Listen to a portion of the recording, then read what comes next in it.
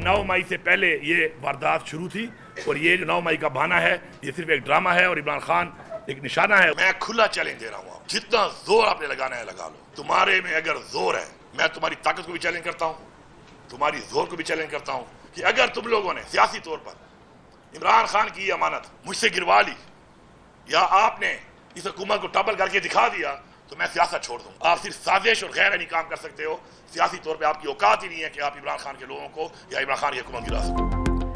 9 मई बहाना, बानी पीटीआई निशाना, जितना जोर लगाना है लगा लो। आईनी तरीके से हमारी हुकूमत गिरा दी तो सियासत छोड़ दूंगा। वज़ीर आला KP अली अमीन गंडापुर का मुखालिफिन को चैलेंज। 26वीं तरमीम को पाकिस्तान की अदलिया और निज़ाम पर धब्बा करार दिया। बोले हमारा मैंडेट चोरी करके मखसूस सीटें भी छीन ली गईं। कोई समझता है कि तहरीक इंसाफ में दरार पैदा कर सकता है तो ये इसकी भूल है। पीका एक्ट समेत जो कुछ हो रहा है वो कौम को गुलाम बनाने की कोशिश है। हकीकी आज़ादी के लिए जदोजहद जारी रहेगी।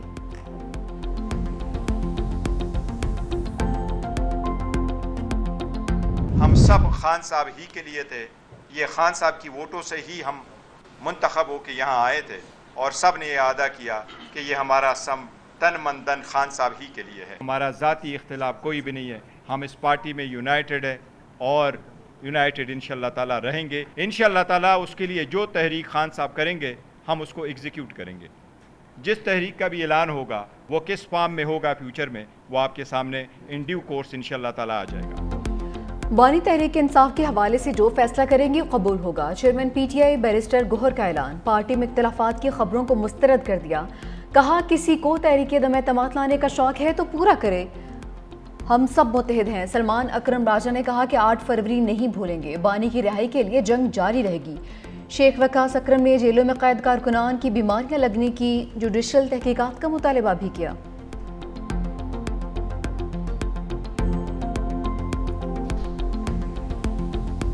हुक्मरान इत्तेहाद को फिर 2/3 अक्सरियत मिल गई। बड़ी अदालत के फैसले पर इलेक्शन कमीशन ने 76 मखसूस सीटें बहाल कर दी। कौमी असम्बली में 235 सीटों पर इत्तेहादी बराजुमान। नून लीग का मजमूई स्कोर 123, पीपल्स पार्टी की 74 सीटें। JUI के अरकान की तादाद 10 हो गई। कौमी असम्बली में KP की खवातीन की 5 मखसूस सीटें बहाल। नून लीग और पीपल्स पार्टी को 2-2, JUI को 1 सीट मिली। पंजाब से कौमी असम्बली की 11 मखसूस सीटों पर अरकान की वापसी। नून लीग के हिस्से में 10 और पीपल्स पार्टी के हिस्से में 1 सीट आई। कौमी असम्बली में अक़लियतों की 3 सीटें भी बहाल। नून लीग, पीपल्स पार्टी और JUI में तकसीम हुई।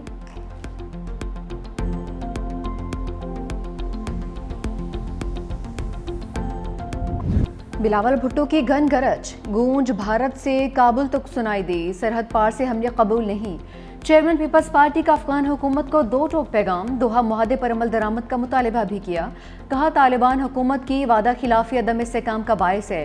मोदी हुकूमत को अमन का रास्ता चुनने, कश्मीर और पानी पर बातचीत का मशवरा। बोले सरेंडर करना पाकिस्तान की डिक्शनरी में शामिल नहीं। दहशत गर्दी के खात्मे के लिए भारत के साथ मिलकर काम करने को तैयार हैं। ज़रब अज़्ब और रद्दुल फसाद जैसे ऑपरेशंस ने दहशत गर्दों की कमर तोड़ दी। दुनिया पाकिस्तानी पासपोर्ट, कुर्बानी और अज़्म का एहतराम करे।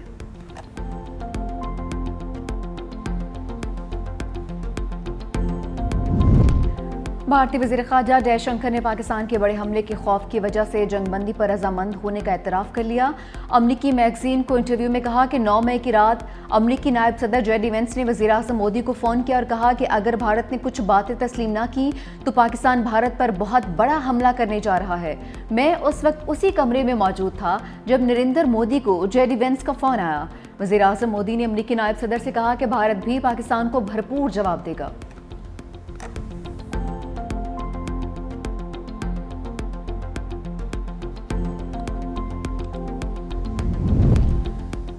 झूठे भारत और चालाक मोदी का प्रोपागेंडा फिर राफेल की तरह मुंह के बल गिर पड़ा। सिफारती मुहाज पर भी बदतरीन शिकस्त। हमले पर क्वाड ममालिक ने बयानिया मुंह पर दे मारा। हिंदुस्तान, अमेरिका, जापान और ऑस्ट्रेलिया के वज़ीर ख़ारजा को कायल करने में नाकाम।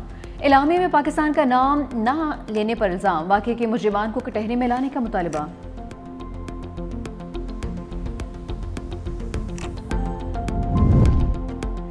Air chief marshal Zaheer Ahmad Babar Sidhu का दौरा अमरीका।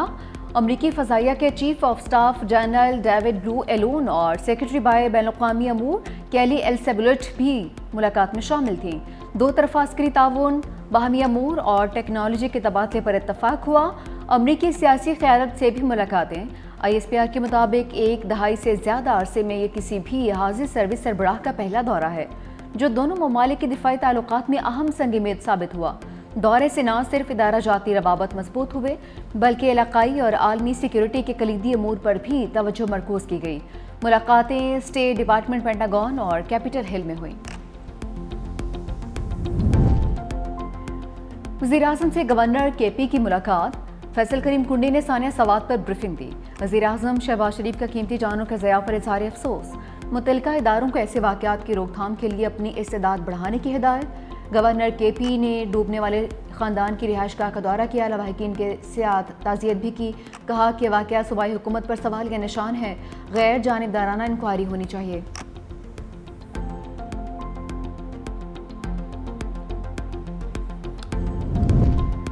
ثانیہ سوات کے بعد تجاوزات کے خلاف گرینڈ آپریشن، 65 سے زائد ہوٹل اور ریسٹورنٹس مسمار۔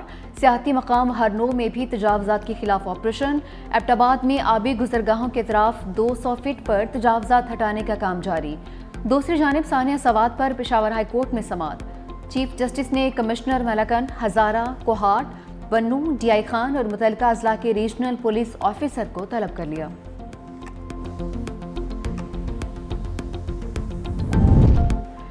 پنجاب کی سیاسی پچ اپوزیشن کے لیے انتہائی خطرناک۔ 26 ارکان پر پہلی وان میں داخلے پر پابندی۔ اب میدان سے بے دخلی کا خطرہ منڈلانے لگا۔ صوبائی اسمبلی سیکریٹریٹ نے ریفرنس تیار کر لیا۔ دستاویزات میں سابق چیف جسٹس عمر عطا بندیال کا فیصلہ بھی شامل۔ وزیر اعلیٰ پنجاب مریم نواز کی تقریر کے دوران احتجاج پر MPs کے خلاف قانونی شکنجہ کسا گیا ہے۔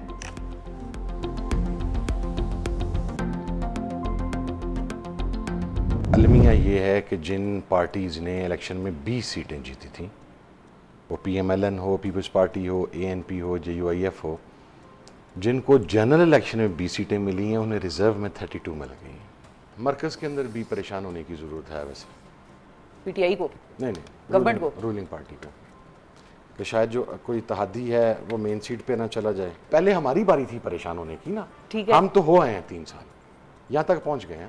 یہ جو 3 سال سے بیٹھے ہیں یہ اپنی طبی عمر پوری کر چکے ہوئے ہیں، ٹھیک ہے، اب ان کی باری ہے، یہ دیکھیں کہ ان کے اندر سے کیا ہونے والا ہے۔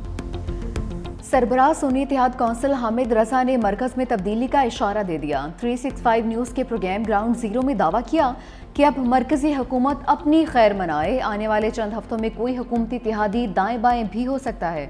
بولے PTI کی پریشانی کا وقت اب ختم ہو چکا، گھبرانے کی باری حکومت کی ہے۔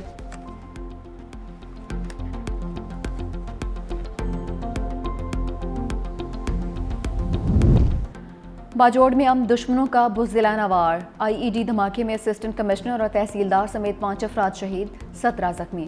ضلع انتظامیہ کے مطابق دہشت گردوں نے اسسٹنٹ کمشنر کی گاڑی میں نصب بارودی مواد سے دھماکہ کیا۔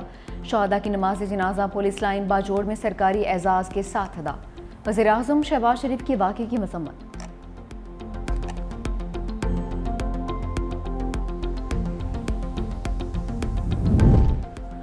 امریکہ کا پاکستان کے معدنیات سیکٹر میں سرمایہ کاری پر آمادگی کا اظہار۔ امریکی سرمایہ کاری 500 ملین سے 1 ارب ڈالرز تک ہونے کا امکان۔ واشنگٹن میں پاکستانی وفد اور ٹرمپ انتظامیہ کے درمیان مذاکرات جاری۔ پاکستان کی امریکہ کے ساتھ تجارتی حجم بڑھانے کے لیے تجاویز۔ سفارتی ذرائع کے مطابق پاکستان اور ٹرمپ انتظامیہ کے درمیان نیا تجارتی معاہدہ نئے تعلق کی بنیاد رکھے گا۔ پاکستان امریکہ میں پاکستانی ٹیکسٹائل انڈسٹری کو مزید فروغ دینے کا خواہش مند ہے۔ امریکی سرمایہ کاروں کو مختلف شعبوں میں سرمایہ کاری کی دعوت۔ ٹرمپ انتظامیہ کی پاکستان کے ٹیک سیکٹر میں بھی سرمایہ کاری کرنے میں دلچسپی۔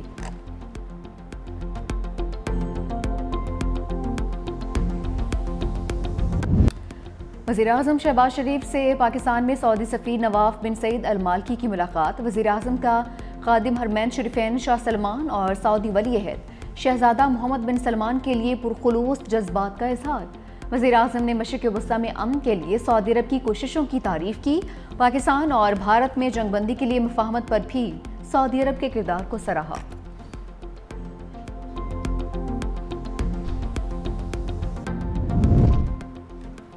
جسٹس منصور علی شاہ کا سیکرٹری جوڈیشل کمیشن کو ایک اور خط، بغیر مشاورت ججی سینیورٹی طے کرنے پر سوالات اٹھا دیے.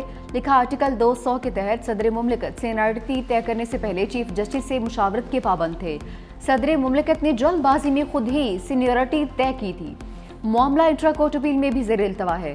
ذرائع کے مطابق جسٹس منصور شاہ نے خط گزشتہ روز جوڈیشل کمیشن کے اجلاس سے پہلے لکھا تھا. پاکستان کا اسٹریٹجک بٹ کوائن ریزرو قائم کر کے ڈیجیٹل معیشت کی جانب تاریخی قدم. وزیر اعظم کے معاون خصوصی بلال بن ثاقب نے عالمی سطح پر پاکستان کی نئی پہچان متعارف کروا دی.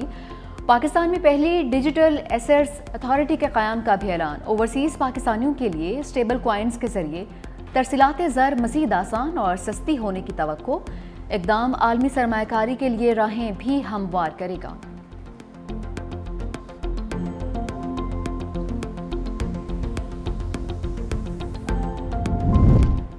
مودی سرکار مسلمانوں سے مذہبی آزادی چھیننے پر تل گئی. ممبئی میں لاؤڈ سپیکر پر اذان دینے پر پابندی لگا دی. بھارتی میڈیا کے مطابق شہر بھر کی مساجد اور دیگر مذہبی مقامات سے 1500 سے زائد سپیکرز ہٹا دیے گئے. مسلمانوں کو صرف مذہبی تہواروں کے دوران ہی لاؤڈ سپیکر استعمال کرنے کی محدود اجازت دی جائے گی.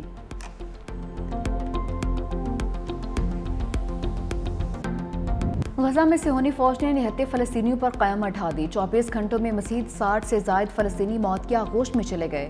خان یونس، جبالیہ اور دیر اربلا میں رہائشی عمارتوں اور خیموں پر بمباری. خوراک کی تلاش میں نکلے فلسطینیوں پر بھی حملے.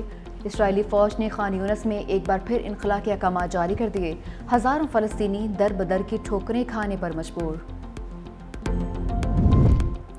ایرانی پارلیمنٹ اور ایرانی سپریم کونسل کی توثیق کے بعد صدر مسعود پزشکیان نے اقوام متحدہ کی جوہری ایجنسی IAEA سے تعاون معطل کا بل نافذ کر دیا. خبر ایجنسی کے مطابق بل کے نفاذ کے بعد ایران IAEA کے انسپیکٹرز کو اپنی جوہری تنصیبات میں داخلے کی اجازت نہیں دے گا. بین الاقوامی جوہری تنظیم سے تعاون اس وقت تک معطل رہے گا جب تک یہ تنظیم ایرانی جوہری پروگرام کے تحفظ کی ضمانت نہیں دیتی.